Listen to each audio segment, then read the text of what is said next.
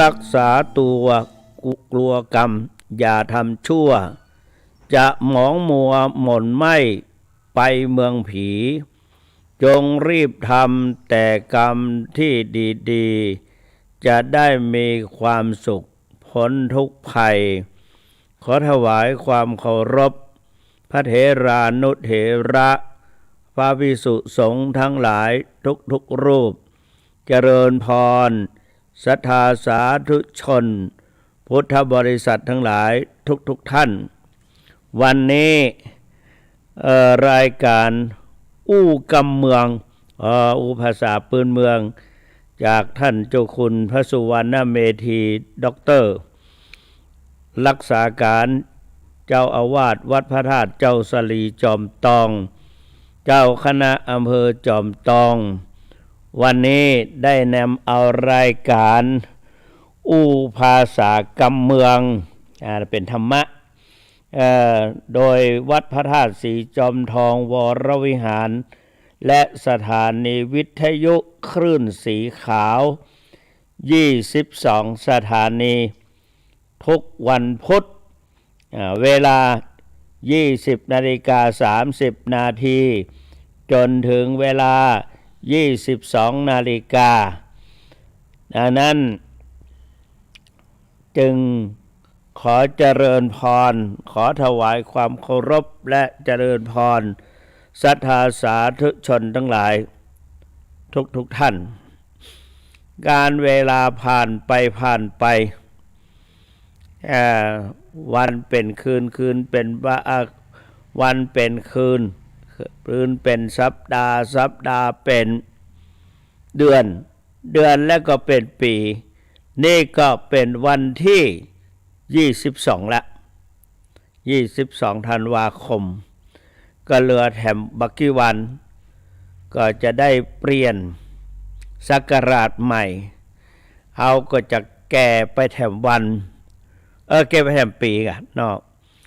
สาธุชนพุทธบริษัททั้งหลายตอนนี้ขอให้เราท่านทั้งหลายทุกท่านทุกชีวิตลองหลับตานึกดูตั้งแต่วันที่1 มกราคมมาจนถึงวันที่22ธันวาคมเหลืออีกไม่กี่วันก็จะเป็นพุทธศักราช2565แล้วมองดูตั้งแต่วันที่1 มกรามาจนถึงทุกวันนี้ขอถามเธอว่าใครบ้างที่ไม่เจ็บไข้ได้ป่วยใครบ้างที่ไม่ประสบหรือว่าไม่ประสบอุบัติเหตุเพศภัยอะไรใครบ้างที่มีความสุขกายสบายใจไม่ได้รับความกระทบกระเทือนอะไรทางจิตใจเลยใครบ้างที่ผ่านพ้นความวิกฤตมาไม่ว่าจะด้านยวดยานพาหนะในด้านสุขภาพมาลองคิดดูบางคนบางพวกก็แทบจะไม่รอดแต่เราก็ผ่านพ้นมาจนถึงวันนี้วันที่22ธันวาคมพุทธศักราช2564อีกไม่กี่นาทีไม่กี่วันก็จะเข้าสู่พุทธศักราช65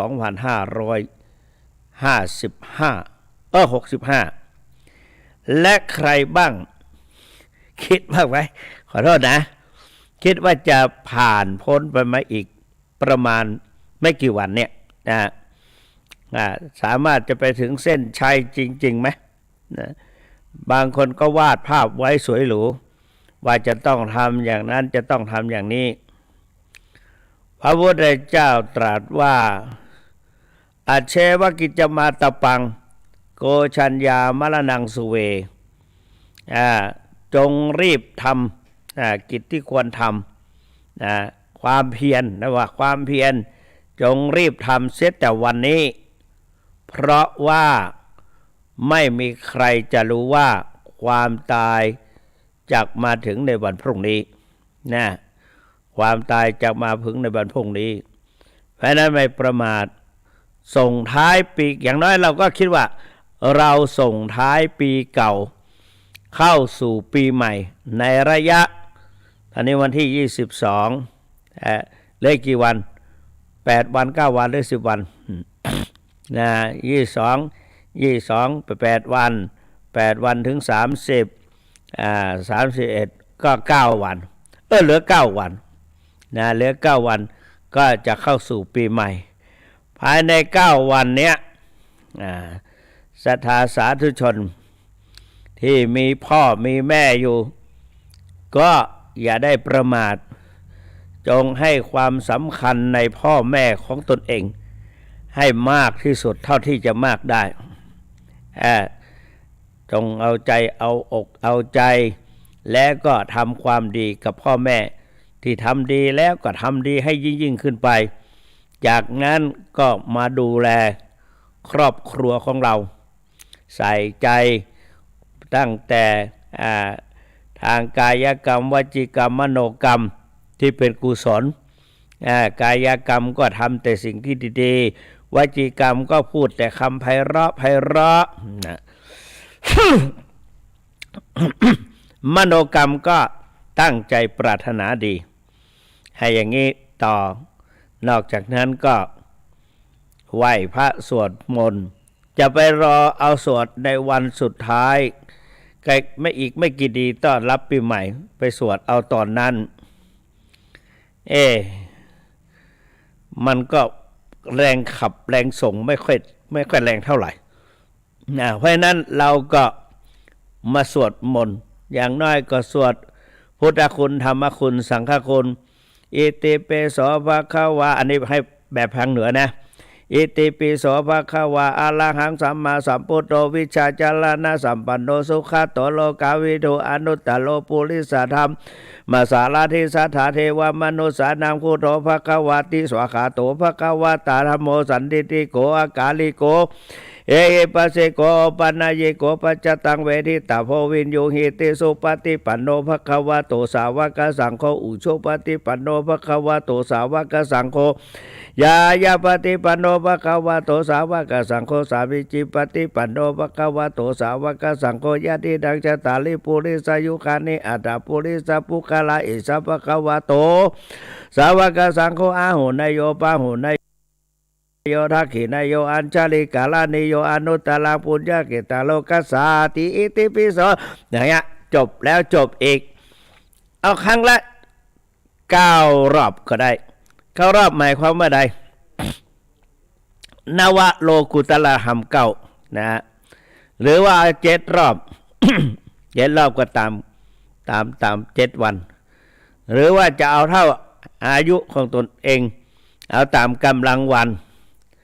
คนเกิดวันอาทิตย์มีกำลัง7นะกำลังแม่นกำลังว่าแม่นคนเกิดวันอาทิตย์มีกำลัง7คนเกิดวันอังคารมีคนเกิดวันอาทิตย์มีกำลัง6คนเกิดวันอังคารมีกำลัง15คนเกิดวันอังคารมีกำลัง8คนเกิดวันพุธมีกำลัง17คนเกิดวันราหูมีกำลัง12คนเกิดวันพฤหัสบดีมีกำลัง19คนเกิดวันศุกร์มีกำลัง21และคนเกิดวันเสาร์มีกำลัง10นะกำลัง10อันนั้นเราก็มาสวดเอาต่ออันรอบต่ออีรอบก็แล้วแต่ถ้าได้100หรือว่าเราจะสวดให้พ่อแม่เราคนบิดามี20คนมารดามี12แต่บางทีก็ว่า21เอาถ้าว่าเอา20กับ12จะเท่าอาการ32ในตัวเราอาการ32อาทิอิมาสมิงกายเยเกสาโลมานาคารันตาตาโจมังสังนาหาลุอาทิมินจังวักกังหัตยังยักกันังกิโลมะกังปิหากังปะภาสังอันตังอันตะโกนังโกตะเลยังกะลิสังปิตังเสมังปุโวโลหิตังเสโตเมโตอัจฉุวสาเขโกเสโต ว่าไปคิดไปเรื่อยแล้วก็มันออกนอกทางนะเราจนถึงตะติงสากาลังนะว่าถ้าว่าติงสากาลังถ้าว่าติงก็สาก็32นะถ้าว่าติงสะวัดติงสะวัดติงสะ32ในร่างกายของเราเนี่ยมีอาการ32ของป้อเป็นธาตุดินมีสาวหนึ่งนะตั้งแต่ดินน้ำปฐวีอาโปเตปฐวีธาตุนะปฐวีธาตุ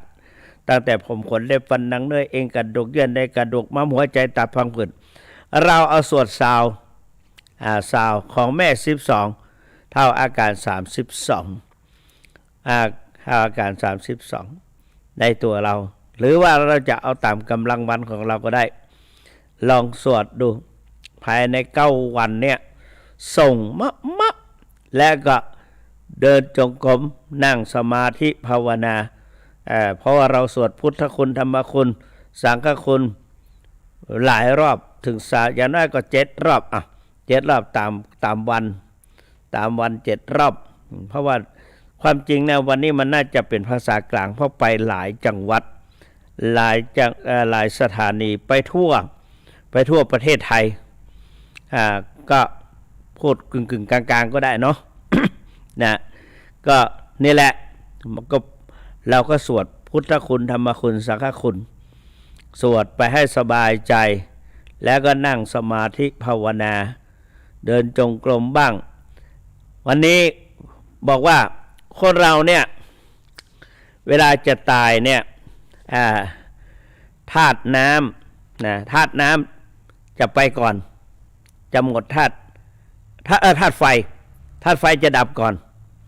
ธาตุไฟแล้วก็ธาตุลมฟังแพทย์เมื่อเช้านี้ เพราะฉะนั้นคนเราก่อนจะตายเนี่ยในมือนี่ปลายมือนี่จะเย็นไปเข้าไปเย็นเข้าไปถึงลำตัวเย็นเข้าไปถึงหัวใจถ้าธาตุไฟในหัวใจดับแล้วก็ธาตุลมก็ดับไปด้วยก็หมายความว่าอยู่ไม่ได้อันนั้นเราก็มาขยับมือนี้เพื่อให้อายุยืนท่านว่างั้นขยับมือนี้แล้วก็พร้อมด้วยกระดิกปลายเท้ากระดิกไปกระดิกมาเพื่อว่าแล้วก็เราสวดแล้วนั่งสมาธิภาวนานั่งเจริญสมาธิภาวนาเดินจงกรมยืดเส้นยืดสายก็เจ้าคุณส่วนมากก็เขาก็ตื่นเช้ามาเขาก็เอารถกอล์ฟมารับไปทำวัดเช้าแล้วก็เจริญพุทธมนต์เดินจงกรมแล้วกลับมาก็เอารถกอล์ฟมารับอีกสังเกตดูเวลาเดินไปไกลๆหน่อยเหนื่อยหอบก็มานั่งนึกดูสงสัยเขาให้เราสบาย2 ปีมาแล้วนั่งรถกอล์ฟมาตลอดจะดีหรือเปล่าเนี่ยก็พยายามที่จะขยับมือขยับเท้าเพราะว่าอายุคนเรานั้นมันไม่แน่ที่พูดนี้ก็เพราะว่าก่อนจะสิ้นปีเนี่ยนั่งนึกในใจว่าเราจะไปรอดไหมนะบางทีก็หนาวสั่นก็นี่เราก็ป้องกันตัวนะใครจะไปรู้ว่าความตายจะมาถึงในวันพรุ่งนี้เพราะนั้นเราก็สั่งสมความดีโดยเฉพาะทั้งในด้านในต่อครอบครัวคนรอบข้างแล้วก็ทำให้จิตใจให้สบายแผ่บุญแผ่กุศลนึกถึงกุศลผลบุญที่เราได้กระทำบำเพ็ญตั้งแต่วันเข้าดาวเราทำบุญสุนทานมาก็เป็นระยะมาทำความดีอะไรมาตลอดส่วนแล้วมันก็เป็นบุญมันมีบุญเนี่ยมันเกิดขึ้นได้ทั้ง10 ประการนะย่อๆ3 ประการ1ทานามัยบุญสำเร็จด้วยการบริจาคทาน2ศีลไมยบุญสำเร็จด้วยการรักษาศีล3ภาวนาไมยบุญสำเร็จด้วยการเจริญภาวนา4อปัจจยนามัยบุญสำเร็จการอ่อนน้อมถ่อมตน5วิยวัจจะไมยเราช่วยไปในงานการกุศลอะไรต่างๆเราช่วยเหลือเกื้อกูลไปในงานต่างๆเนี่ยเรียกว่าวิยวัจจะมันช่วยขนขวายดังนั้นเราก็ ปฏิทานามัยแล้วก็แผ่บุญแผ่กุศลแสดงความดีอกดีใจแผ่บุญปรารถนาดีต่อผู้อื่นแล้วก็ปัตตานุโมทนาไมยเราแสดงความดีอกดีใจเมื่อคนอื่นได้ทำดีเรียกว่ามุทิตานะปัตตานุโมทนาไมยและมุทิตาแสดงความดีอกดีใจแล้วก็ธรรมเทศนาใหม่เราก็มีโอกาสนำเอาความดีความงามอะไรต่างๆหรือแนะนำพร่ำสอนคนอื่นด้วยความปรารถนาดีก็ได้ด้วยวาจาแนะนำโดยไม่ว่าจะแนะนำใครก็แล้วแต่อาชีพการงานแล้วก็นอกจากนั้นก็คนอยู่ในบ้านเราพูดสิ่งที่ดีๆให้คนอื่นฟังในเรื่องดีๆก็เป็นธรรมเทศนาใหม่เหมือนกันแล้วก็ธรรมสวนาใหม่เราฟังความดีๆฟังสิ่งที่ดีแล้วก็อย่างเช่นฟังเทศฟังธรรมเนี้ยนะฟังแล้วก็นอกจากนั้นทิฏฐุชุกรรมการเราก็มีความคิดในทางที่ดีที่ถูกที่ต้องเรียกว่าทิฏฐุชุกรรมการทำความเห็นให้ตรงให้ถูกต้องนี่ก็เป็นบุญละเป็นบุญแล้วเอาบุญเหล่านี้อุทิศส่วนบุญนี้ไปให้แก่เหล่าเทพเทวาและก็บรรพบุรุษของเรานะก็สิก็จะเป็นสิ่งที่ดีเหมือนกับ เราได้รับความเมตตาสงสารจากใครๆเราได้รับความช่วยเหลือเกื้อกูลจากใครๆเราก็เมื่อประสบความสุขหรือประสบความสำเร็จเราก็นึกถึงคุณงามความดีของคนนั้นฉันใดเหล่าเทพเทวาและก็ที่เราได้อุทิศส่วนบุญแผ่บุญแผ่กุศลไปให้เขาเนี่ยเขาก็พ้นจากกรรม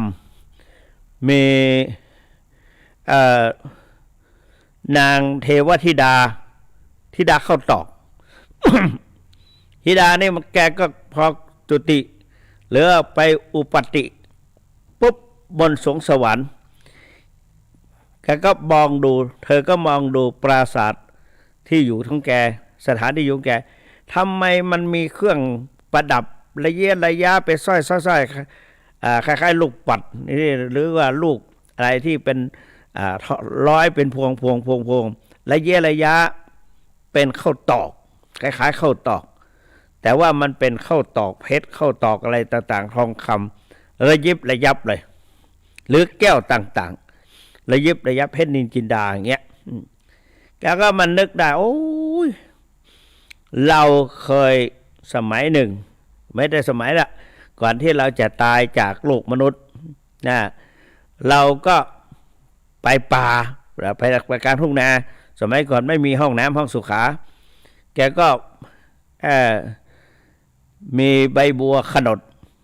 ทำเป็นกรวยแล้วก็คั่วข้าวตอกใส่กรวยใบบัวนั้นไปออกไปในถ้ำกลางทุ่งจะไปปลดทุกข์เดินกินไปเดินกินไปทีนี้แกก็ไปพบกับพระมหากัสสปะเถระพระมหากัสสปะก็ท่านก็บอกว่านิมนต์ท่านเจ้านั้นนึกก่อนบอกว่าเราตัวเรานี่บางคราวเราเห็นพระผู้เป็นเจ้านะเราเห็นพระผู้เป็นเจ้าปรารถนาจะทำบุญแต่ไม่มีไทยวัตถุเลยนะไม่มีไทยวัตถุไม่มีอะไรสักอย่างนะแต่บางครั้งเรามีไทยวัตถุมากมายแต่ว่าไม่เห็นไม่สามารถจะเห็นพระคุณเจ้าได้พระผู้เป็นเจ้าก็หายากเหลือเกินวันนี้ไทยธรรมเราก็มีอยู่นะแล้วก็พระผู้เป็นเจ้าก็มีข้างหน้าเราน่าจะทำบุญนะเห็นแกก็กินเยอะไปบ้างละเกี่ยวหยิบกินไปบ้างละแต่ก็บอกว่าพระคุณเจ้านิมนต์หยุดก่อนค่ะก็ขอน้อมถวายแกก็เทกรวยใบบัวนั่นแหละ ข้าวตอกเข้าไปใส่ในบาตรของพระมหากัสสปะเถระพอมันเทยังไม่หมดแกก็ยกขึ้นมาปักมาต่อยเพื่อจะให้มันรวมตัวกันพระเถระก็ปิดบาตรท่านก็บอกว่าหลอนก็บอกว่าพระคุณเจ้าก็บอกว่าดิฉันน่ะวันนี้โชคดีบางคราวมีไทยวัตถุแต่ไม่มีพระผู้เป็นเจ้าบางครั้งเห็นพระผู้เป็นเจ้าไทยวัตถุก็ไม่มีบัดนี้ไทยวัตถุก็มีแล้วก็พระผู้เป็นเจ้าก็ปรากฏอยู่หน้าเบื้องหน้าอีฉันได้ทำบุญได้ทำบุญแล้วก็พระเถระก็เปิดฝาบาตรให้แกก็เกลี่ยใส่โอ้ดีใจพระเถระก็ปรารถนาว่าเอวังโหตุแปลว่าสิ่งที่เธอปรารถนาด้วยประการชั้นใดขอให้ความปรารถนานั้นจงสำเร็จผลนะ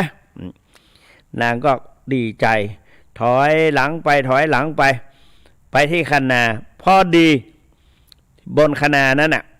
เมื่อกี้พระเถระเดินมางูก็ซึ่งอยู่ในใต้คณาไปทำเป็นโพรงอยู่ขนดวางไข่ไว้นั่นใครเดินไปแถวนั้นก็งูก็หวงไข่ออกมาฉกพระเถระละแต่ว่าถูกผ้าชายผ้าอย่างพวกอาตมานุ่งห่มดองคองรัดเนี่ยนุ่งขนาดรัดอกแล้วก็ผ้าสังขามันหนางูก็ฉกไปตรงผ้าสังขาด้านหลังปักพระเถระก็ไม่รู้เดินไปแต่ก็ไม่มีอันตรายแต่พอนางไปเท่านั้นเอง นางถอยไปนางก็งูก็เลื้อยออกมากัดเอาที่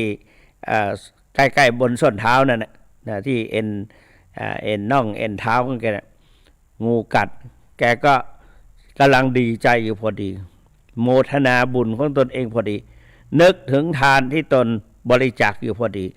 ก็ล้มตายไปแล้วก็คือจุติแปลว่าเคลื่อนย้ายไปก็ไปอุปัติคืออุบัติขึ้นในสวรรค์นะก็นึกถึงว่าเราได้ทำอะไรไว้ก็นึกว่าได้ใส่บาตรนะจะต้องไปทำขอบคุณทำความดีกับพระเถระนะพระเถระ พระเถระออกไปบิณฑบาตทุกเช้าแกก็จะเข้าไปปัดกวาดห้องของพระเถระเก็บให้เรียบร้อยตั้งน้ำฉันน้ำชายไว้พระเถระกลับมาก็นึกว่าพระภิกษุสามเณรรูปใดรูปหนึ่งมาทำก็ไม่ว่าอะไรแต่ก็สงสัยอยู่ทั้งวันไข่นะเงี้ยมาวันที่สองก็ทำอีกวันที่สามก็ทำอีกวันที่สองก็ทำอีกท่านก็สงสัยทำทีทำท่าออกไปบิณฑบาตแล้วก็ย้อนกลับมาดูว่าใครทำก็มาเห็นห้องเปิดอยู่และเห็นผู้หญิงสวยสดสวยงดงามมาปัดกวาดเช็ดถูห้องพระเถระก็กระแอมนางก็ตกใจพระเถระก็ถามว่าอ้าวนางเป็นใครดูเหมือนว่าอาตมาไม่เคยรู้จักเนี่ยเหมือนกันนะนางก็บอกว่าดิฉันเป็นอุปถายิกาของท่านเมื่อวันก่อนนั่นแหละ เมื่อวันก่อนนั่นแหละก็เล่าให้อย่างท่านเจ้าคุณว่าเนี่ยมาวันนี้ก็เพื่อมาขอบคุณและก็มาทำความดีเพื่อเพิ่มเติมเสริมความดีให้เกิดขึ้นเพราะงั้นเนี่ยเพราะนั้นนางเนี่ยก็ไม่ได้คิดว่าตนเองจะตายก็ตายจนได้นะก็แล้วแต่ก็ถ้ามีความปรารถนาดีก็ได้ทำบุญสุนทานเพียงเข้าตอกกลวยหนึ่งเท่านั้นเองก็สามารถไปเกิดเป็นนางเทพธิดาได้แล้วก็ตั้งใจจะมาทำให้ทำบุญบุญกุศลให้มันมั่นคงยั่งยืนไม่ต้องเคลื่อนย้ายไปในภพภูมิใดๆอีกละเนี่ยพระเถระก็ไม่ยอมแล้วก็ในเรื่องก็พระเถระก็บอกนางก็ไม่ยอมพระเถระก็คล้ายว่าเอามือสะบัดอเปหิจงหลีกไปนางทุพพินีตะเทวติทิเตดูก่อนนางเทวดาหัวดื้อ เธอจงหลีกไปอเปหิจงหลีกไป เพียงแต่วาจาของพระเถระทำให้นางไม่สามารถจะอยู่ได้ก็เหาะขึ้นไปบนอากาศร้องห่มร้องไห้พระสัมมาสัมพุทธเจ้าทรงประทับอยู่ในพระคุณขันธกุฎี ก็เปล่งรัศมีว่าเทวดาเธออย่าได้ร้องไห้เลยอย่าได้เสียใจเลยกัสสปะของเราบุตรของเราท่านตั้งอยู่ในศีลกลัวคอรหานินทาว่ากัสสปะเถระเนี่ยมีคนใช้เป็นเทวดาสาวสวยเข้ามาปฏิบัติรับใช้ภายในกุฏิกลัวจะคอรหานินทาจะเกิดขึ้นพระเถระก็ไม่เอานะไม่ยอมรับแล้วก็นางเทวดาได้ฟังธรรมก็ดูเหมือนว่าสำเร็จโสดาปัตติผลด้วยนะ ในเรื่องเทวธิดาชาละเทวธิตาชาละก็คือเข้าตอบเทวธิดาเข้าตอบการทำความดีเพราะฉะนั้นเราท่านทั้งหลายในก่อนจะถึงอีก9 วันที่จะผ่านไปนี้แล้วก็ตั้งใจสวดมนต์ภาวนาเจริญรักษาศีลต่อไป9 วันอุทิศส่วนบุญส่วนกุศลให้แก่เหล่าเทพเทวานะเหล่าเทพเทวาอันมีบิดามารดาของเราทำไมว่าบิดามารดาเป็นเทพพธิดาเป็นบุรพเทพนะองค์แรกของลูกเป็นเทวดาคนแรกของลูกเป็นพระพรหมของลูกนะเพราะนั้นเราก็พ่อแม่เป็นเทวดาเป็นเทพเป็นพรหมสำหรับเราพรหมวิหารธรรมพรหมสีด้าน นั่นแหละเพราะนั้นก่อนที่นี่แหละเรามาคิดถึงนี่ว่าชีวิตเราจะผ่านมาได้แล้วก็เราทำสิ่งที่ดีๆก็เพื่อไม่ให้ชีวิตขาดกำไรนะไม่ขาดทุนให้มีกำไรไม่ขาดทุนให้มีกำไรด้วยการประพฤติดีปฏิบัติชอบส่งท้ายปีเก่าต้อนรับปีใหม่ด้วยสิ่งที่ดีๆนะมีบุตรธิดาหรือลูกชายลูกสาวลูกผู้หญิงผู้ชายเนี่ยลูกบุตรธิดาเนี่ยแล้วก็ทำดีต่อพ่อแม่ของเราในก่อนจะสิ้นปีเก่าทำเข้มงวดให้เกิดขึ้นปัดกวาดได้ต่างๆให้พ่อแม่ได้สบายอกสบายใจถ้าท่านถามว่าเป็นนึกยังไงมาทำอย่างเงี้ยก็บอกว่าได้ฟังธรรมบรรยายจากท่านเจ้าคุณพระสุวรรณเมธีบอกว่าพ่อแม่ของเราเนี่ยสำคัญที่สุดเพราะว่าไม่มีใครที่จะให้ความสำคัญในตัวเราเลี้ยงตัวเราได้ดีหรือว่าให้ความสำคัญตัวเราได้ดีเท่ากับพ่อแม่เพราะว่าทุกสิ่งทุกอย่างเราได้มาจากพ่อแม่อวัยวะทุกส่วนได้มาจากพ่อแม่แม้แต่จิตใจค่านิยมต่างๆหมายว่าวัฒนธรรมค่านิยมในการกินการห่มการใช้ต่างๆส่วนมากเราก็จะได้มาจากพ่อแม่สั่งสมพฤติกรรมของเรามาทำให้เราได้ชอบอย่างนั้นอย่างนี้ชอบอาหารโปรดเป็นอย่างนั้นอย่างนี้เคยมีสามเณรองค์หนึ่งชื่อว่าสามเณรบัญชาลืมนามสกุลไปละ สอบได้ถึงประโยค6นะวันสุดท้ายแกมาอยู่นี่แกว่าจะกลับบ้านจะไปขอกินอาหารล้ำๆจากแม่สักคาบลูกเนี่ยจะให้แม่ทำอันนั้นให้กินแม่ทำอันนี้ให้กินมาได้กินมาหมดแล้วเนี่ยคนพะเยาเรานั่งฟังดูก็เป็นความคิดที่บริสุทธิ์อยากจะอยู่ใกล้แม่ใกล้พ่อใกล้แม่เพราะฉะนั้นพ่อแม่เนี่ยอยู่ในจิตใจของลูกตลอดเพราะนั้นอันนี้คือก่อนจะสิ้นปีเก่าต้อนรับปีใหม่ให้ความสำคัญ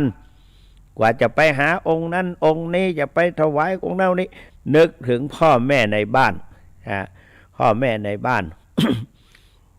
มีครูบาอาจารย์อุปชาของอาตมาสอนอาตมาตอนที่อาตมาบวชเป็นเนนบรรพชาเป็นเนนวันแรกครูบาอาจารย์อาตมาได้สอนว่าเนนแหวงให้ขยันหมั่นเดินจงกรมนะเดินจงกรมอานิสงส์ส่งถึงพ่อนั่งสมาธิอานิสงส์ส่งถึงแม่อาตมาก็เดินจงกรมเพราะว่าในมันก็มีนิทานอยู่นะถ้าว่าจะว่านิทานก็จะเนไป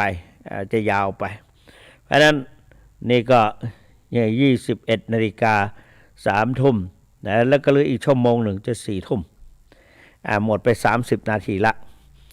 ทีนี้ วันนี้อาตมาภาพได้ไปประชุมช่วยพิจารณารางวัลจากสำนักพุทธศาสนาแห่งชาติก็ได้มีรางวัลนะพระวิจารณารางวัลให้แก่สำนักปฏิบัติธรรมดีเด่นทั่วประเทศนะแล้วก็อยู่ในจังหวัดเชียงใหม่ก็เป็นกรรมการพิจารณาเฉพาะจังหวัดเชียงใหม่ก็รางวัลก็ไม่มากเท่าไหร่เพียง 7,000 เท่านั้นเองก็มีผู้ส่งสำนักปฏิบัติธรรมวัดพระธาตุจอมทองและวัดตะโปธารามลำเปิงซึ่งเป็นสำนักวิปัสสนากรรมฐานประจำจังหวัดเชียงใหม่มีการปฏิบัติวิปัสสนากรรมฐานทุกวันถ้าจะว่าพูดว่าตลอด24 ชั่วโมงก็ได้ไม่ถามว่าโกหกหรือเปล่าไม่โกหกเพราะว่าบางท่านเขาก็กำลังเข้าอธิษฐาน3 วันเนี่ยไม่หลับไม่นอนห้ามนอนไม่หลับนะคือกำหนดอันนี้ก็เดี๋ยวคนนั้นเข้าเดี๋ยวคนนี้ออกเดี๋ยวคนนั้นอธิษฐาน2 สำนักนี้ปฏิบัติอย่างนี้และนอกจากนั้นก็ปฏิบัติวันพิเศษไม่ได้แบบพิเศษประจำสัปดาห์ก็ตั้งวัดพระธาตุศรีจอมทองนี้ปฏิบัติวันเสาร์ตั้งแต่บ่ายโมงจนถึง4 โมงมั้งนะ4 โมงไม่ได้อยู่กับเขาตลอดนะ ก็เนี่ยปฏิบัติทุกวันเสาร์นะทุกวันเสาร์นอกจากปฏิบัติที่ผู้มาเข้ามาประพฤติปฏิบัติวิปัสสนากรรมฐานตามโอกาสตามเวลาบางท่านก็มาได้4 วัน3 วันไม่เป็นไรสอบเก็บคะแนนบางคนก็มา1 สัปดาห์หรือแต่ว่าตามปกติแล้ววัดพระราชสีจอมทองผู้จะเข้ามาปฏิบัติกรรมฐานเนี่ย21 วัน21 วันจะได้อธิษฐานพอดีจะได้อธิษฐาน3 วันก็21 วันก็ออกนะนอกจากนั้นก็มีผู้มาทวนญาณความรู้อันเดิมสิ่งที่เกิดขึ้นก็อีก10 วันมีอธิษฐาน2 วันแจกใบญาณตั้งแต่พังคยานอุทยพยายานพังคยานพยายานอาทีนพยานนิพิทยานว่าไปก็สะดุดตนเองเดี๋ยวขอบคุณมากที่บอก อาจารย์ไพฑูรย์ซึ่งไปรับทุกครั้งนี่เอาหมอนหนุนหลังมาให้วันนี้ไม่ให้เลย แล้วจะบอกก็ไม่ดีเสียงออกก็ไม่เห็นแต่เขาไปรับนะไปรับก็ขอบคุณมากอาจารย์ท่านพระครูสังฆพานวิชัยท่านก็เป็นผู้มาจัดมาทำโยมแม่ท่านก็สนับสนุนเชียร์อยู่ที่บ้านทุกครั้งก็โทรมาวันนี้โทรเปล่าไม่รู้นะอาศัยข้างหลังนี่เลยนะก็ทุกวันนี้ก็นี่แหละสุขภาพทรมานก็ไม่ดีมีอย่างหนึ่งศรัทธาญาติโยมทั้งหลายอยู่กับการรักษาตนเองนี่ไม่ใช่ว่าเองนะท่านพระเดชพระคุณท่านเจ้าคุณชื่ออะไรก็ไม่รู้ลืมไปละอยู่จังหวัดชัยนาทท่านเป็นเจ้าคณะจังหวัดชัยนาทมาพบอาตมากำลังอาพาธอยู่แต่ก็ทำงานด้วยไม่สบาย ก็เดินลากแข้งลากขาไปแล้วก็เป็นหวัดด้วยแล้วก็พอดีงานบำเพ็ญกุศลศพของหลวงปู่100 วันแรกเนี่ยไม่ได้หยุดเราไปทั้งภาคเช้าภาคกลางวันภาคกลางคืนเข้าต้องเติมน้ำให้หมอเติมน้ำเกลือให้น้ำเกลือให้หมอให้น้ำเกลือ2 ครั้งนอนโรงพยาบาล2 ครั้งไปครั้งละประมาณชั่วโมงกว่าก็ไม่มีใครรู้เหมือนกันนะเนี่ย ท่านก็ถามสุขภาพเป็นไงก็เลยบอกว่าเดชพระคุณเป็นงั้นท่านก็เลยยังไม่เคยบอกใครนะที่ไกลๆอย่างนี้22สถานียังไม่เคยได้ยินลองเอาปากกามาจดหรือเอาอะไรบันทึกก็ได้สัพเพอัตตภาวะปริยาปันนาอเวราอภยาปัชชาอนีคาสุขีอัตตนังปริหารันตุสัพเพอัตตภาวะปริยาปันนาอเวราอภยาปัชชาอนีคาสุขีอัตตนังปริหารันตุอีกรอบหนึ่งสัพเพอัตตภาวะปริยาปันนาอเวราอภยาปัชชาอนีคาสุขีอัตตนังปริหารันตุท่านบอกว่าท่านเป็นมะเร็งท่านเป็นมะเร็ง ที่สำคัญเหมือนกันนะติดอะไรก็ไม่รู้นะครับ ติดตับมั้งนะท่านบอกว่าหมอว่าจะผ่าตัดจะผ่าตัดพอดีก็มีครูบาอาจารย์ท่านบอกว่าอยู่ในวิสุทธิมรรคด้านท้ายๆของวิสุทธิมรรคแล้วก็บอกท่านก็ท่องไปถึงโรงพยาบาลขั้นสุดท้ายจะผ่าตัดก่อนจะผ่าตัดนั้นหมอก็จะฉายเอ็กซเรย์ตรงกับที่จะผ่าตัดปรากฏว่ามันเลือนลางหายไปจึงไม่ได้ผ่าตัดรอดมาทุกวันนี้ไม่มีแล้วมะเร็งหายไปท่านพูดว่าเพราะอาศัยคำสวดว่าสัพเพอัตตภาวะปริยาปันนาอเวราอภยาปัชชาอนีคาสุขีอัตตานังปริหารันตุให้เจ้าคุณพระสุวรรณเมธีทดลองมาใช้ได้ผลหรือว่าจะเป็นอุปทานแต่ก็ดีทุกครั้ง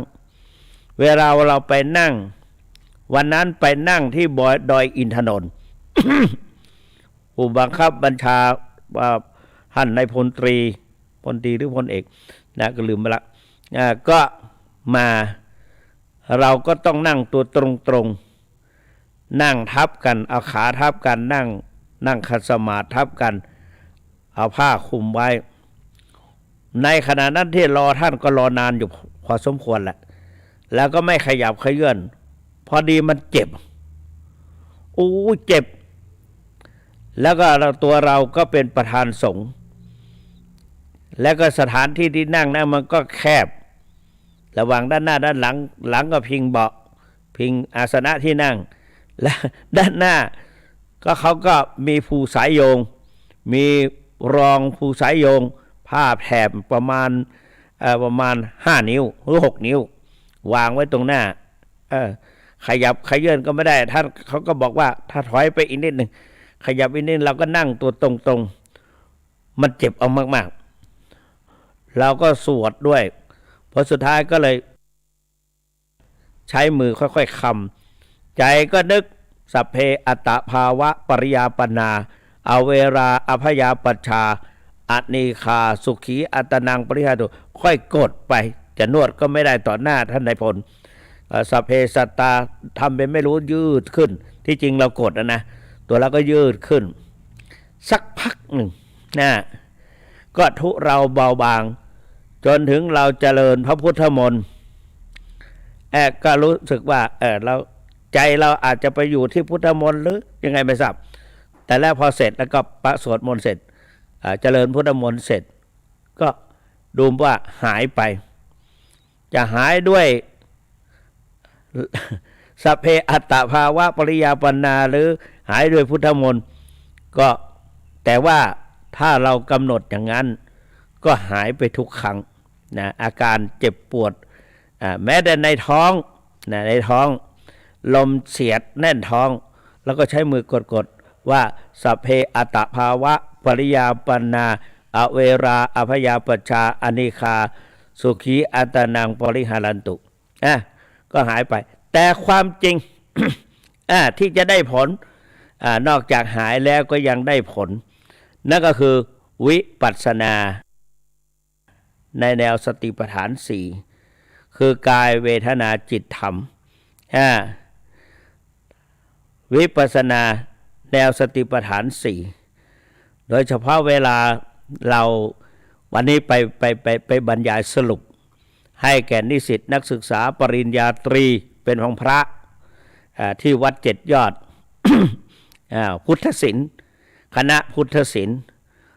แปลกเหมือนกันหลวงพ่อเจ้าคณะจังหวัดถามว่าคณะอะไรเมื่อกลางวันนั้นนึกไม่ออกเพราะว่าตั้งใจจะมาสรุปแล้วก็ประชุมนึกไม่ออกก็พอดีเขาก็ลากันหลายรูปหลายองค์แล้วก็เลยออกมาจะนึกไม่ออกมานึกออกตอนเนี้ยคณะพุทธศิลป์ เขาก็ถามได้บอกว่าทำอย่างไรจึงจะปฏิบัติได้ดีก็เลยบอกว่าจิตใจตั้งมั่นจิตใจตั้งมั่นขยันหมั่นเดินเพลิดเพลินกับการกำหนดลดละการสนทนาแผ่เมตตาต่อตนเองและสัตว์โลกจึงจะปฏิบัติได้ดีขอจิตเนี่ยจิตหรือใจเป็นสิ่งสำคัญคนเหนือว่ากับที่อยู่ได้กับใจอยู่ยากนะกับที่อยู่ได้กับใจอยู่ยากครับที่อยู่ได้ครับใจอยู่ยากเพราะนั้นจิตหรือใจเป็นสิ่งสำคัญพระสัมมาสัมพุทธเจ้าตรัสไว้ว่ามโนปุพังคมามโนเศรษฐามโนมายาเพราะว่าสภาวะธรรมทั้งหลายมีใจเป็นหัวหน้ามีใจประเสริฐที่สุดมีใจเกิดเป็นบังเกิดขึ้นก่อนมีสภาพถึงก่อนมีใจประเสริฐสุดสำเร็จแล้วด้วยใจเพราะนั้นใจหรือจิตเป็นสิ่งสำคัญเพราะนั้นจิตใจตั้งมั่นจิตใจตั้งมั่นขยันหมั่นเดินขณะมันเดินขณะเดินจงกรมขยันหมั่นเดินเพลิดเพลินกับการกำหนดหลวงพ่อโชดกเจ้าคุณหลวงเจ้าพระเดชพระคุณหลวงพ่อเจ้าคุณพระธรรมธีรราชมหามุนีได้บอกว่าวิปัสสนากรรมฐานต้องกำหนดถ้าไม่กำหนดไม่ใช่วิปัสสนาและกำหนดอย่างไรในที่นี้ก็บอกว่าเดินกำหนดเท้านั่งกำหนดท้องจ้องดูอาการเคลื่อนไหวใจกำหนดสภาวะธรรมทุกอย่างหลวงปู่ทองหลวงปู่เจ้าคุณพระพรหมมงคลบอกว่ากำหนดปัจจุบันให้ได้2กำหนดอย่างต่อเนื่อง3กำหนดให้ได้องคุณ4ปรับอินทรีย์พละให้เสมอกันกำหนดต้องกำหนดปัจจุบันหลวงปู่ทองบอกว่าพระเดชพระคุณหลวงปู่ของอาตมาที่อยู่ในฉากข้างหลังนี่ที่นั่งที่หุ่นของท่านเนี่ยที่รูปเหมือนของท่านเนี่ยโยมที่เมื่อกี้ลืมสวดถวายท่านไม่น่าละถึงฝืดไม่ได้ไหว้ครู เพราะว่ามีคนมาคุยด้วยก่อนจะออกรายการเหลืออีก2 นาทีเขาก็คุยด้วยเขาได้มาคุยกับเราเขาก็มีความสุขมั้งนะแล้วก็บอกว่าเหลืออีก2 นาทีจะออกรายการแล้วไว้เหอะนะไปเหอะเหมือนเขาไปก็ลืมนะพอ20:30เราก็เข้าสู่รายการเลยลืมไหว้ครูตามปกติจะต้องลูกศิษย์ลูกหาจะต้องไหว้หลวงปู่3 รอบนะวันหนึ่งนะตอนเช้าทำวัดเช้าแล้วก็ทำวัดเย็น2 รอบทำวัดเย็นนะแล้วนอกจากนั้นก็มีการปฏิบัติธรรมเราก็จะไหว้คำสวดคำไหว้หลวงปู่ไพเราะท่านมหาประโยค9นาคหลวง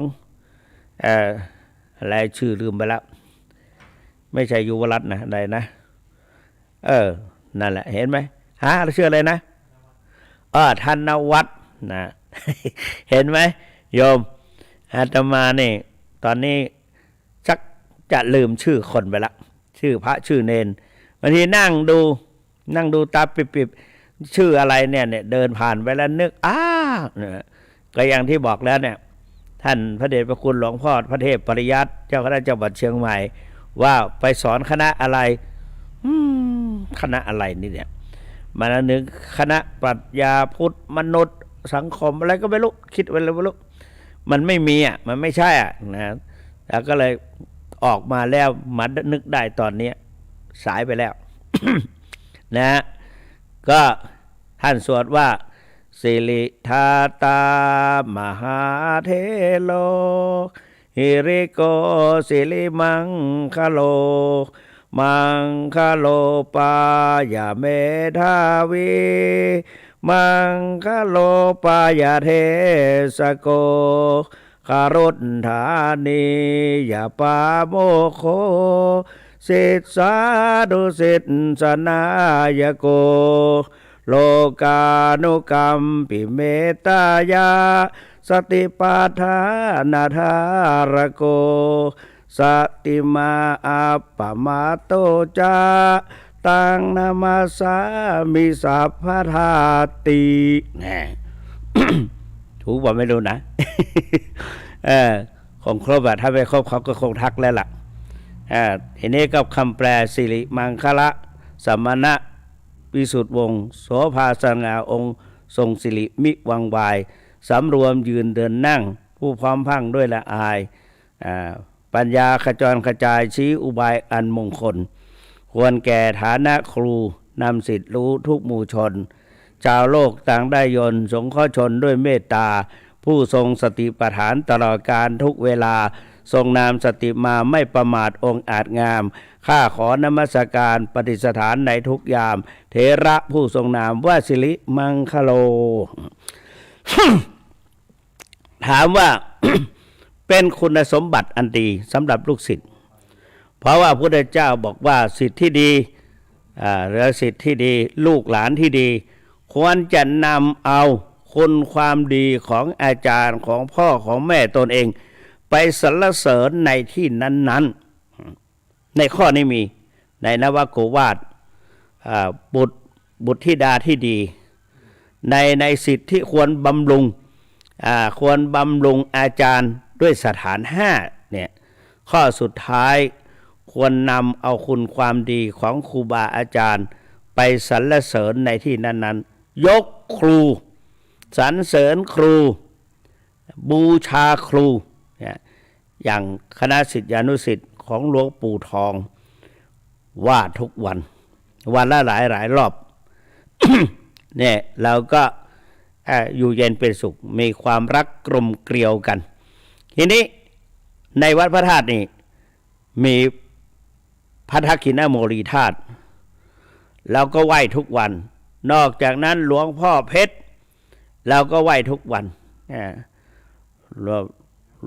พระทักขิณโมลีธาตุก่อนนะโมพุทธายะนามามิติโลกะโมลิงโลหากูเตปฏิทิตังปูชิตังสัพพะโลเกหิกิติมันตังมโนหารังอหังวันธามิสัพพะตาอังคาวหาเยปุเรระเมโกวิลาละคัปปะเตใสเหมะคูหาคัพเพทักขิณโมลีธาตุโยอหังวันธามิสัพพะทาส่วนหลวงพ่อเพชรกายเยนะวาจายะเจตสาวาวชิรังนามะปฏิมังอิทิปฏิหาริยกรังพุทธารูปังอหังวันธามิสัพพโสสทาโสถีพระวันตุเมแท้จริงก็คือเพื่อขอความสุขสวัสดีให้เกิดมีแก่เราท่านทั้งหลายในวันปีใหม่สวัสดีสวัสดีขอให้มีดี1ความรู้ดี2ความประพฤติดี3ศีลธรรมดี4สังคมดี5ความเสียสละดี1ความรู้ดีคนเราต้องมีความรู้สุนทรพูดว่า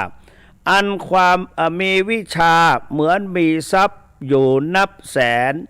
จะตกถิ่นฐานใดคงไม่แคลน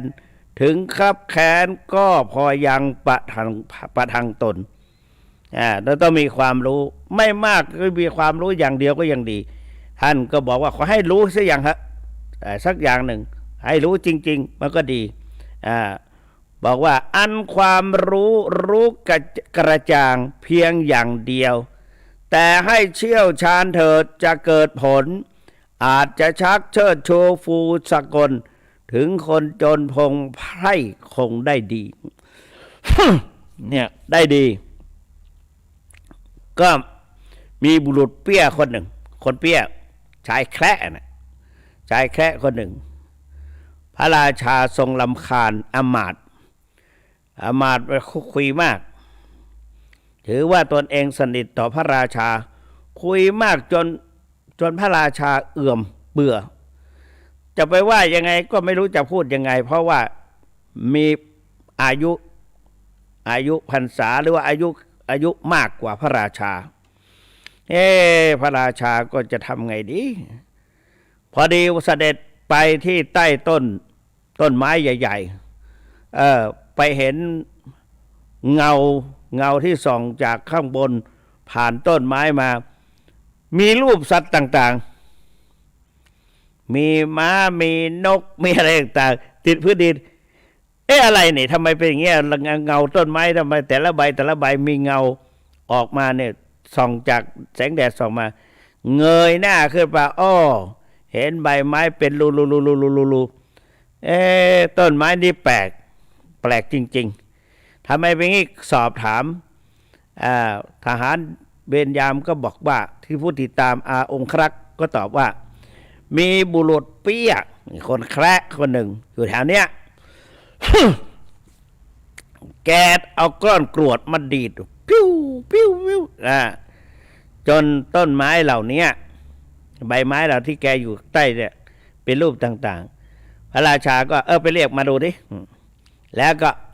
มาพูดให้คนแคระได้ฟังแล้วก็พระราชาก็ให้เอาขี้แพะเนี่ยมาทำเป็นก้อนกลมใส่ในภาชนะไว้แล้วก็ให้เจาะรูม่านไว้พอประมาณตรงปากของนายอมาตย์พออมาตย์อ้าปากพูดก็เอาขี้แพะแต่บุรุษเปี้ยคนนั้นก็เอาขี้แพะดีดนิ้วมือพิ้วในคนอมาตย์แล้วก็รู้ว่าอะไรเข้าไปอยู่ในคอจะสำลักขากออกก็ต่อหน้าพระที่นั่งก็เลยกลืนกินทุกครั้งบึกเข้าไปจนถึงมันหมดแล้วพระราชารู้ว่าได้ขยับภาชนะข้างหลังรู้แล้วว่ามันหมดแล้วก็บอกว่าอาจารย์พอเหอะอาจารย์ไปรีบล้วงคออ้วกออกขี้แพะเต็มท้องอาจารย์แล้วเนี่ยแล้วก็เลยบุรุษเปี้ยคนนั้นก็เลยได้เป็นอมาตย์ได้ยศได้ศักดิ์ได้รางวัลนี่มีศิลปะอันความรู้กระจ่างเพียงอย่างเดียวแต่พอทีหลังแล้วก็วิชาฆ่าตัวเหมือนกันนะวิชาฆ่าตัวเหมือนกันพอออกไปเที่ยวป่าไปเห็นหงส์บินมาไปเห็นหงส์หนึ่งมาก็พูดกับพรรคพวกว่าคนที่ติดตามแกไป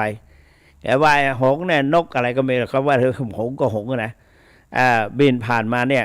ฉันจะเจาะตามันทั้งสองข้างเหมือนกันแต่มันตกลงมาที่นี่เขาก็ถ้าจะแน่จริงก็ลองทำมาดินี่แกก็ดีดก้อนกรวดขึ้นไป2 ก้อนเอาก้อนก่อนมันบินมันดังกรุงมันผ่านลมไปหงส์ตัวนั้นก็ตะแคงลงมาเพราะตามันตรงกันเนี่ยตาอยู่คนละข้างแต่มันตรงกันนะอมาตย์นี่ก็ดีดก้อนกรวดขึ้นไปจนทะลุตาของหงส์อาจจะเป็นหานฟ้าก็ได้ตกลงมา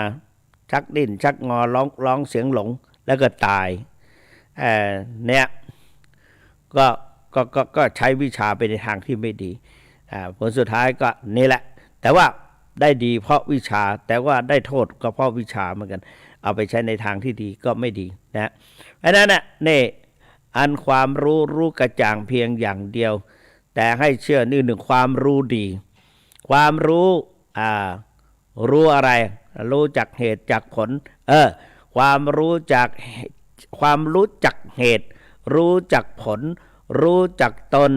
รู้จักประมาณรู้จักการเวลารู้จักสังคมรู้จักคน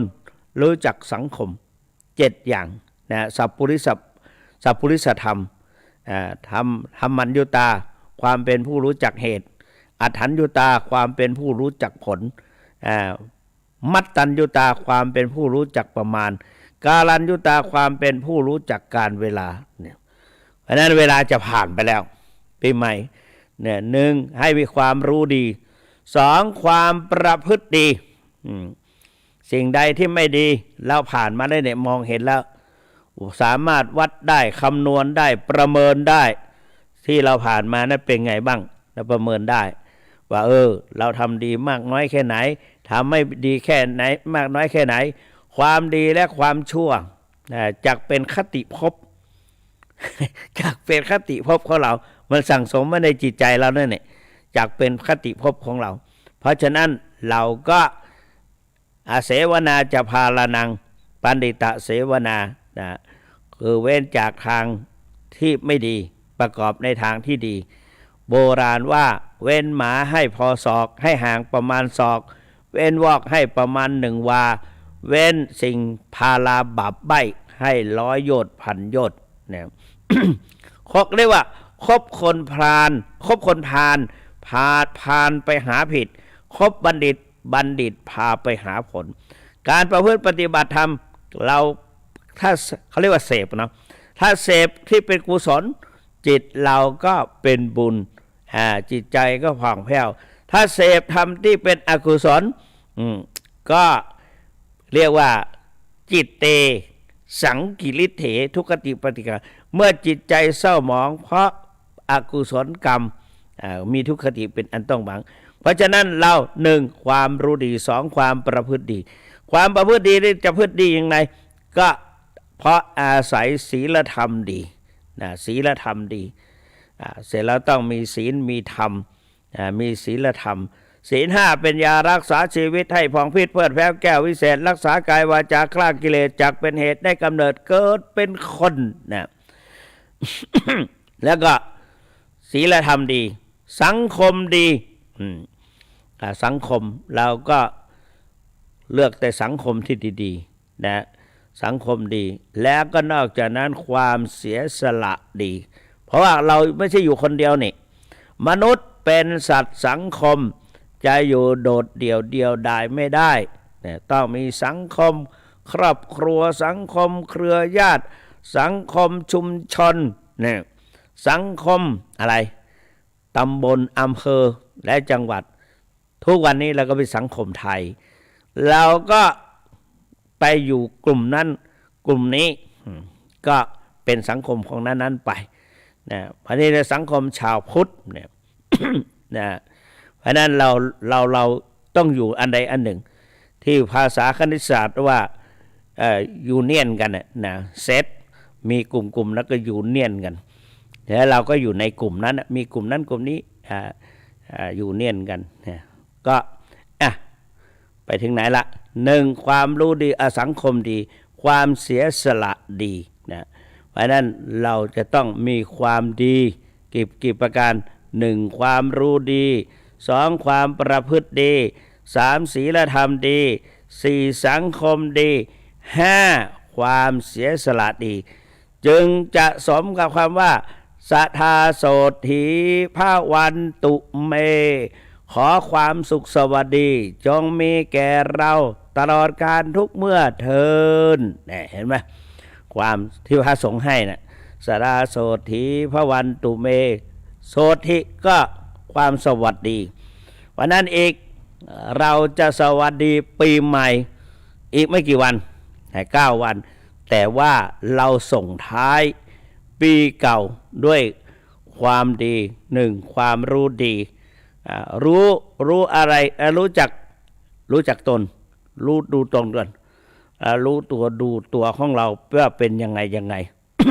นะรู้จักเหตุรู้จักผลรู้จักตนเนี่ยรู้จักตนแล้วก็พยายามดูว่าเราบกพร่องตรงไหนเราแก้ไขทีนี้อาตมาว่าด้วยสอนตัวเองด้วยนะ สอนตนเองฝึกตนเองบ้างเป็นไรสอนเขาได้เราทำได้นี่แหละดี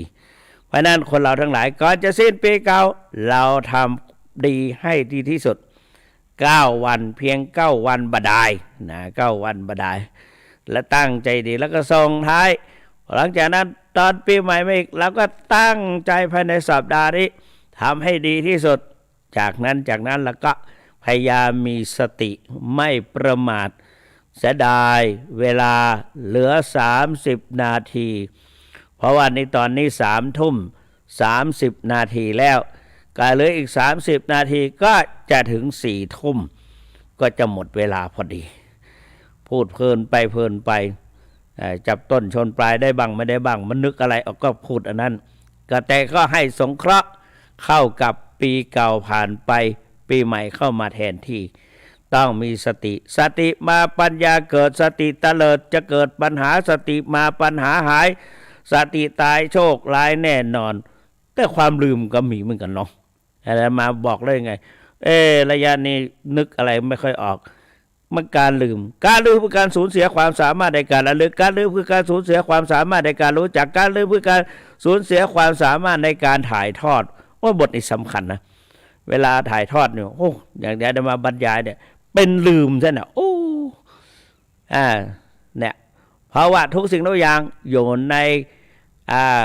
อำนาจของไตรลักษณ์นี่นะ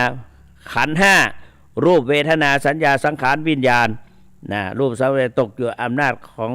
ขันธ์ 5สัญญาอนิจจาแต่ความจำเป็นของไม่เที่ยงนะไว้ด้านความจำแต่เราจะต้องนึกอยู่เสมอในการกำหนดสติปัฏฐาน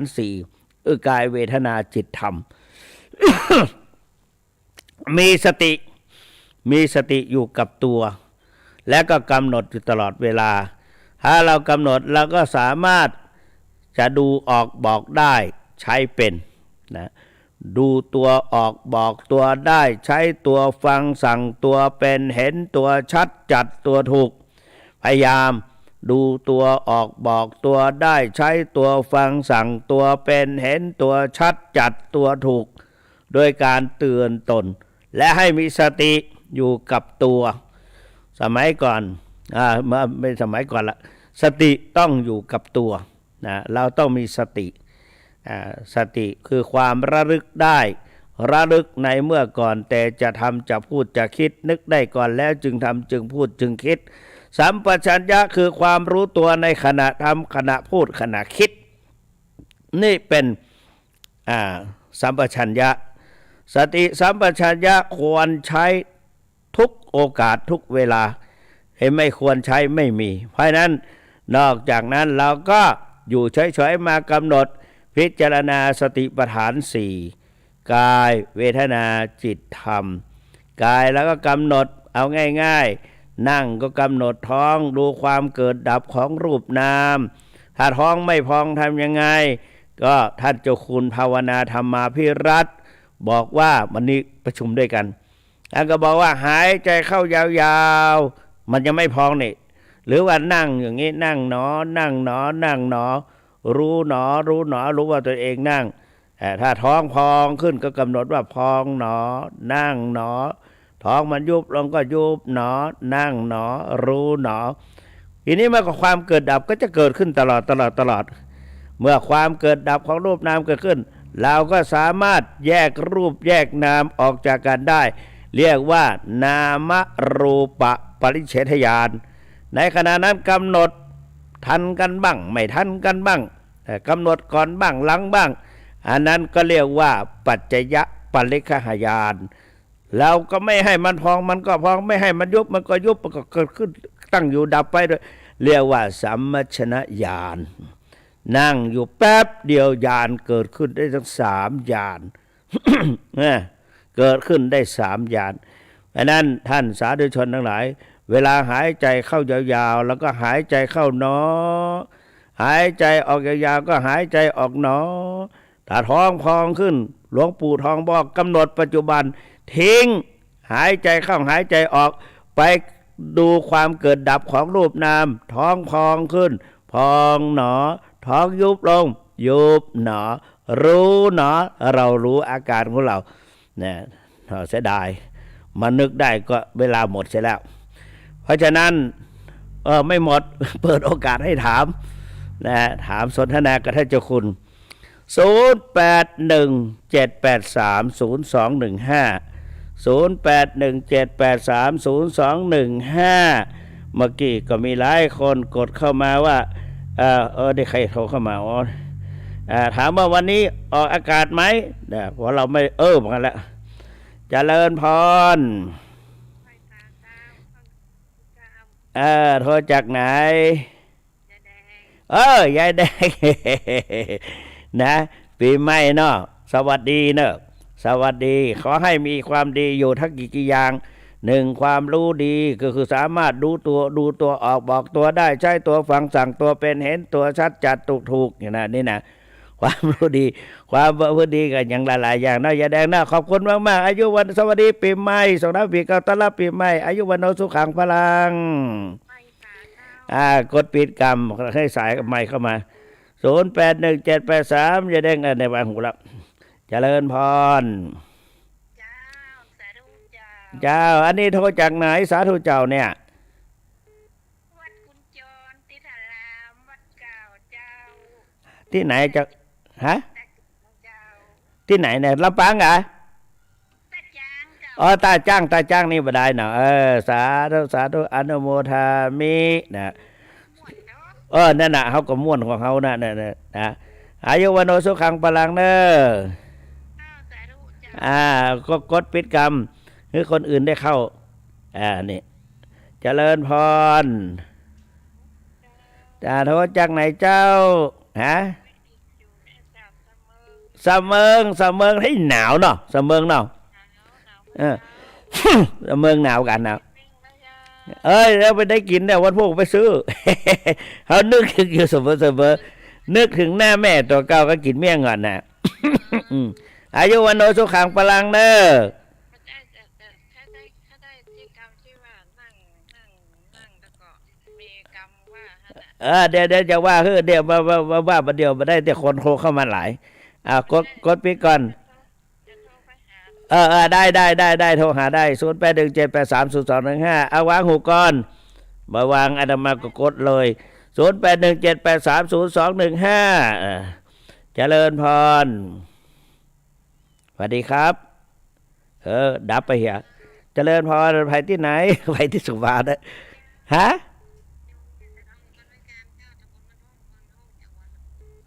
บ้านห้องน่ะตาจ้างบ้านห้องห้วยการมีอาจารย์มหาสอนอยู่หั่นเนี่ยเนาะห้วยการนั่นน่ะคนบ้านเดียวกันคนวัดพระบาทตะผ้าเหมือนกันเด้อพระครูนะนั่นอายุวันโนสุขังพลังเด้อ0817830215กดเข้ามาได้เลย0817830215เจริญพรเจ้านี่โทรจากลำปางแน่นอนน่ะใจซ่อนใจซ่อนเจ้าคุณมหันนะว่าใดเจ้าเดี๋ยวจะว่าคือฟังเนาะถ้าเขาบอกว่าก็เจริญพร0817830215นะโทรเข้ามาเลย0817เจริญพร980เจริญพรสวัสดีครับเจ้าที่โทรจากไหน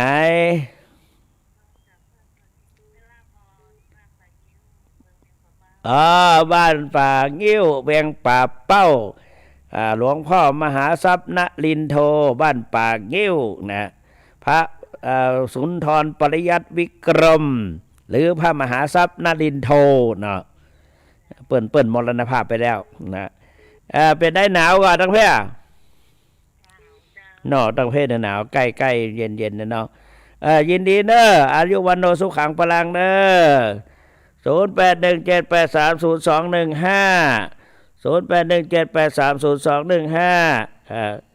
เจริญพร567อันนี้โทษจากวั งลี่เจ้า เมืองลี่ เมืองลี่นึกถึงครูบาศรีวิจัย กับอันครูบาเขาปีเนาะอ๋อนี่กินย่องเจ้า เป็นยองกะยองตั้งลี่ก็มี เจ้า ษาหักษาหักษาไว้เนอะหักษาไว้เนอะยองเนอะนะอายุวันโนสุขังปลังเนอะ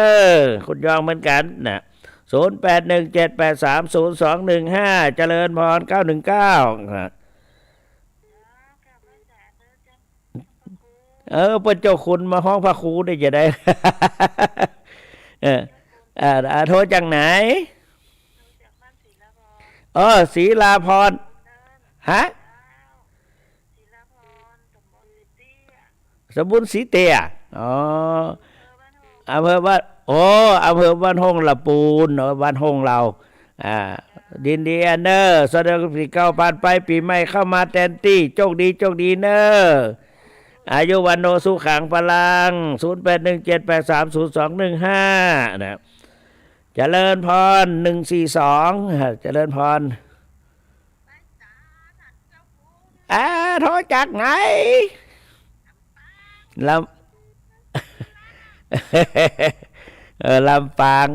เป็นได้พ้องลำปางเป็นได้พ้องเรียนนี่ธรรมดาอากาศมันเย็นกว่าหนาวเนาะนะก็ต้องรักษาสุขภาพให้ดีเนอะนะแม่นะขอบคุณจัดหลายยาปากหนึ่งที่มาชมกันนะขอบคุณจัดนักเนอะ0817830215366นะเจริญพร36ว่าไงนะโทรจากไหนเจ้าได้โทรจากไหนฝางพี่น้องฝางมีจิตใจบ่จืดบ่จางเมืองฝางเฮานี่นะเป็นได้เมืองฝางไปได้พ้องอากาศเย็นเนาะพยายามยักคือป๊อดใส่ถุงเท้าถุงมือใส่หมวกแฮมยังสั่นดึงใกล้ดอยอินทนนท์หรอกนะขอบคุณมากอายุวันโนสุขังพลัง0817830215เข้ามาแล้วประจายชกรรม088เจริญพรครับได้โทรจากปุณณะจึงดาวเนาะเมืองพานเมืองพานได้ยินชัดดีกว่าบ่ได้ไปเหมือนนั่นน่ะเมืองพานน่ะบ่ได้มาเหมือนละนะ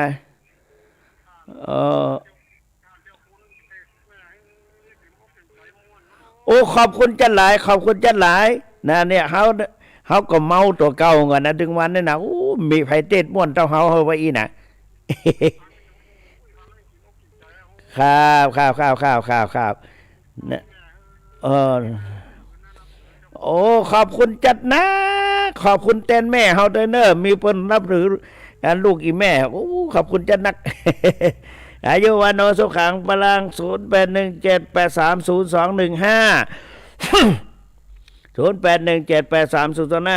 948เจริญพรนี่เขาจากไหนเจ้าฮะ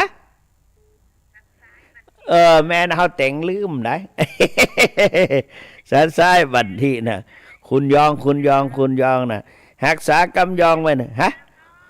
นี่วันที่เสาสีจะได้มาเทศล่องก้องเข่านี่นะคนเฒ่าอายุเก่า100กับทั้ง2 เดือนกับทั้งกี่วันหมดเปิ้นตายล่องก้องเข่าจะได้มาเทศไม่ใช่ละมันอยู่ซ้ายมันไกลอยู่นี่เนาะอายุวันเนอสุขังพลังเนอ0817830215เข้ามาเจริญพรเข้ามา542เจริญพรค่ะคุณแม่ใช่ไหมอำเภอเถิงนั่นน่ะอำเภอเถิงเป็นคนเมืองก็เป็นคนไทยมาอยู่เป็นคนเมืองนั่นดีละได้ยินชัดดีเนาะอำเภอเถิงเนาะอำเภอไหนก็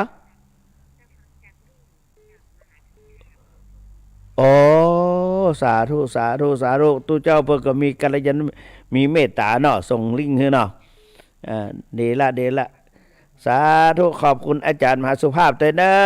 นะเจริญพร08178302150817831103เจริญพรเจ้ามาโทรจากไหนเซนต่อวังเหนือวังเหนือลำปางเหรอยังไงวังเหนืออยู่ไหนจังหวัดแม่นเขาก็คิดว่าบางครั้งก็หลงลืมเขา40ลืมหน้า50ลืมหลังอาตมา68ลืมตึงหน้าตึงหลัง สัญญานี่จากความจำเป็นของไม่เที่ยงเนาะเจริญพรขอบคุณนะแม่เนอะอายุวันโนสุขังพลัง0817830215นะเจริญพรคราวนี้โทรจากไหนโอ้ยอภูเวียงนานอยากจะฟังซ้อมเมืองน่านน่ะเมื่อวันนี้มันยังมาหนาวอยู่เนาะ ไปพดแผ่วเมืองเงาหนาวเต้หนาว จะเลยขอบคุณจะดักเด้ออายุวันสุขังพลังเด้อเจริญพร0817830215เจริญพรเจริญพรโทรจากไหนเจ้าโทรจากไหนเจ้าเมืองปานจังหวัดลำปางสาธุโมทนาเด้อนะมันโอ้ยมันคนละสูตรเอาทำมาเต้นนะโมมันจะบอกไปตลอดอากาศเนาะขอบคุณแม่อุ้ยจันนักเด้อนะ0817830215 เจริญพร020เจริญพร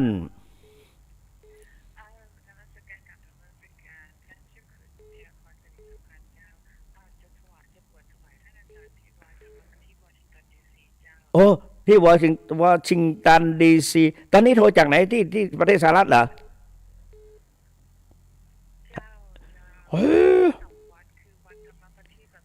วัดธรรมประทีปโอ้โหขอแล้วนี่เสียงไปถึงประเทศสหรัฐเชียวเหรอเนี่ย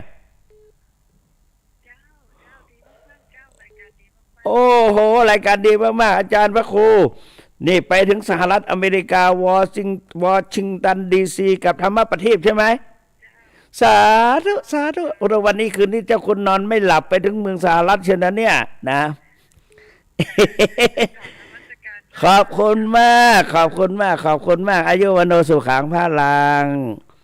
โหเพราะว่ารายการนี้ดีมากๆเต๋านะเจริญพรเจ้าอันนี้พอโทษจากสหรัฐวอชิงตันดีซีก็ทำมาประเทศพดมาที่หนองแฟกเพื่อนนำเรียนเอาไว้จะได้ ฮะแม่นะแม่เขาก็ว่าเขาเทศเก่ง อายุมาโดนสุขังพลังขอบคุณเจ้าหลายเนอข้าวเจริญพรอายุวันโนสุขังพลังรับพรโยมนะตามปกติพระให้พรโยมวันนี้โยมมือปอนตุเจ้า0817830215 เจริญพร ฮัลโหลเจริญพรว่าได้แม่อันนี้ไหนเนี่ยสันในเมงสันทรายเนาะถ้าจะหนาวนี่สันก็มันหนาววะเขาก็ว่าไปเนาะเฮาเนี่ยก็หนาวนั่งศาลานี่หนาวขอบคุณมากอายุวันโนสุขังพลังเนอโยมให้กำลังใจ0817830215 547เจริญพรเจ้าที่โทรจากไหนจากไผ่เยานึกถึงเขาเป็นละอ่อนปอโตปจากไผ่เยามาเย็บผ้า สมัยก่อนตอนเฮาเป็นเด็กชายแสวงน้อยๆไปหันเปิ้นอู้พะเยาสิม่วนแต่ในสมัยก่อนน่ะเนาะเดี๋ยวก็ม่วนเหมือนกันฮะอยู่ดอกคำใต้อ่ะโอ้สาธุสาธุโมทนาเด้อขอบคุณเจ้าหลาย0817830215นะก็มีคนโทรเข้ามาอุ้ย247สวัสดีครับเจริญพรเจ้าประแดงบางเหนือลำปางแหกเนี่ยลำปางนี่กดมากี่เตื้อ2เตื้อแล้วมันใช่กันไหน จำได้เนี่ยวันนี้2เตื้อแล้วเนาะข้าวขอบคุณมากพระครูสังฆพานพี่ชัยเขาบอกว่ารายการนี้ดีมากๆไงโดยเฉพาะเจ้าคุณสุวรรณเมธีพูดเพราะเหมือนกันนะขอบคุณจันนักนะอายุวันโนสุขังพลังเนอาตมาจะมาแก่กันนี่แหละ0817830215นะมาแล้ว079เจริญพรเจ้าโทรจากไหนนานแจ้ซ่อนวังปานจังฮะจะลำปาง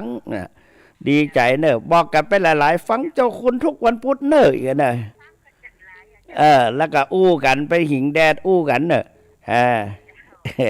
อายุวันโนสุขังอายุวันโนสุขังพลังเนอะ0817830215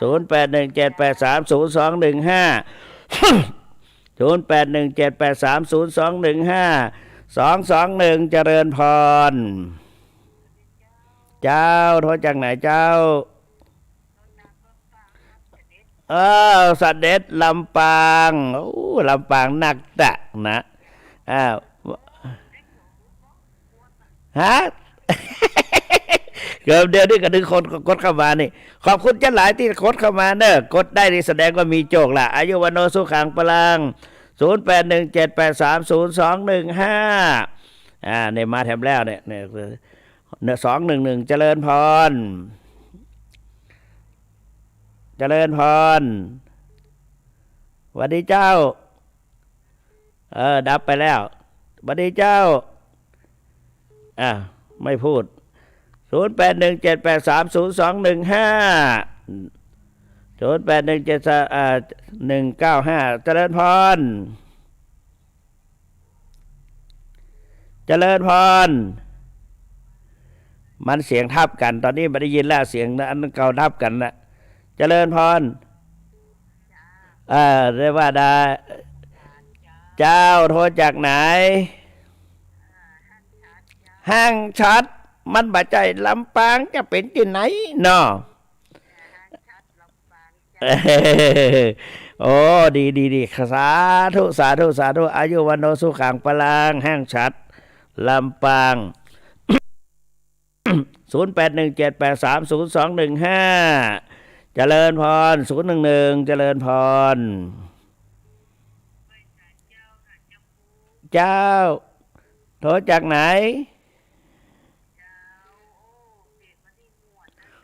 เขาก็ว่าม่วนเหมือนกันนะโทรจากไหนเนี่ยบ้านลางกาเวียงป่าเป้าขอขอบคุณจัดหลายเนออายุวันโนสุขังพลัง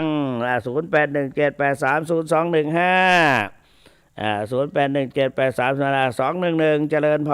รฮัลโหลฮัลโหลเจริญพรเจริญพรเอาแล้วสายมันทับกันยังมาสาธุเจริญพรเนี่ยมันสถานีมันทับกันแล้วตอนนี้เจริญพรเจ้าโทรจากไหนมาจากเมืองฝางพระเจ้าฝางน่ะ YouTube Facebook สถานีวิทยุพระบาทอุดมหลวงพ่อเปิดเนาะสุจิตานุรักษ์เนี่ยเจ้าคณะอำเภอเดี๋ยวนี้เพิ่งกระให้ฟังอยู่เนาะ โอ้พระเจ้าอาคารวะด้วยนะหลวงพ่อ0817830215นะโอ้ไปจะหลายตีแล้วเนี่ยเจริญพรเจ้าว่าใดเจ้าโทรจากไหนอ๋อพะเยาโอ้พะเยาไปได้หนาวก็หนาวเนาะแม่นเฮาก็ว่านะเฮาเทศม่วนเฮาไว้อีนะ เข้าข้างตัวเก่าแม่นมีคนกดบัตรตันนะ0817830215นะ0817830215เหลือแถม5นาที763เจริญพรว่าเดินพอเจริญพรอุดดังๆหน่อยเจ้าโทรจากไหนโอ้แม่โจ้สันทรายแม่โจ้ไปโจ้สันทรายแม่โจ้เป็นเจ้าขอบคุณจัดหลายเนออายุวันโนสุขังพลังสันทรายแม่โจ้สันทรายกับพระอูอันก็ถ้าว่าตามศรัทธาญาติโยมที่ว่า0817833388เจริญพรเจ้าที่ไหนเนี่ยดอกคำใต้โอ้ยเหมือนจะหันหนังไทยดอกคำใต้เนาะได้จะชัดเจนนี่เนาะสาธุอนุโมทามินะเจ้าคือกำลังใจเจ้าคุณเหลือแถม4นาทีเหลืออีก4นาที0817830215918918เจริญพรโดมาจากไหนถ้าจะลำปางเชียงรายพะเยานี่ลำปางลำปางฟังนักแต่ฟังกันกี่คนแถวเนี่ยหลายเนาะเขาสังเกตแม่บางคนกด7เตือ8เตือบัตรตันกันนั่นแหละขอส่งมาเด้อที่บัตรตันนะมันมีคนติดตามรายการ มีแฟนนักอายุวันโนสุขังพลังขอบคุณนะป้อน081783021508178110เจริญพรสวัสดีเงียบแล้วรุดไปแล้วกันจะว่าได้แม่โทรจากไหนแม่ออนสันกับแป้งเนี่ยแม่ออนสันกับ7เตือ ต้องรอเนี่ยรอจิ้ม7รอบบัตรติดสักเตือน่ะนั่นน่ะเขาก็ม่วนเขานะปลาเขาตื่นไปตัวเนี่ยตะกี้ใครล้าหายลั่นไปเนี่ยนะขอบคุณจันนักเนออายุวันโนสุขังพลังแม่อุ้ยกด7เตือ0817830215มาแล้ว143เจริญพรเจ้าโทรจากไหนห้วยไซกะห้วยไซห้วยยาบนะมันดอยงมอยู่ทางนั้นเนาะดอยงมสมัยเป็นละอ่อนอยู่แต่มันอยู่ตะวันออกบ้านเฮาดอยงมดอยห้างดอยงมเนี่ยนะเฮาอยู่บ้านก็สะเลมสูงเนี่ยนะ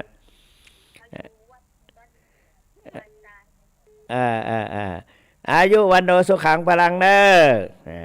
อนี่ห้วยทราย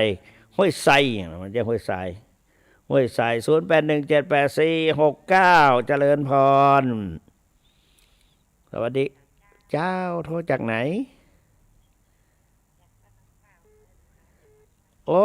เกาะขาเมืองเป้าเกาะขาลำปางขอบคุณจัดหลายเนี่ยพี่น้องลำปางเนี่ยพี่น้องลำปางใครอยู่ตั้งใดก็กดมาแถมเนอขอบคุณจัดหลายอายุวันโนสุขังพลังเจริญพร452เจริญพร เจ้าอยู่โทษจากไหนเนี่ยอำเภอลีนะอำเภอลีครูบาศรีวิชัยนักบุญแห่งล้านนาไทยเนี่ยเนาะเมืองลีเฮาเมืองลีละปูนคนบุญคน ธรรมดานะอายุวันโนสุขังพลังขอบคุณคุณแม่จันนักเนอ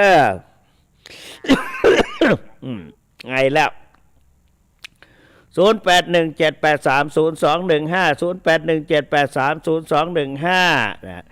576เจริญพรฮัลโหลได้ยินอยู่ เป็นย่องบ้านขอเสลียมสูงตำบลบวกก้างอำเภอสันกะแป้งจังหวัดเชียงใหม่อันนี้ย่องไหน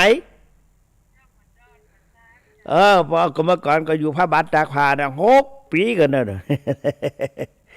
เป็นลูกศิษย์ครูบาวัดพระพุทธบาทตากผ้ามันเฮียนเสียงอาตมานะ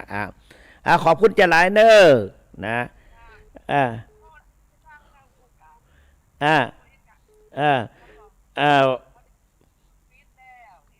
หมดเวลาแล้วเหรอเนี่ยคุยไปคุยมาหมดเวลาพอดีพุทธานุภาเวนะธรรมานุภาเวนะสังฆานุภาเวนะอายุวัน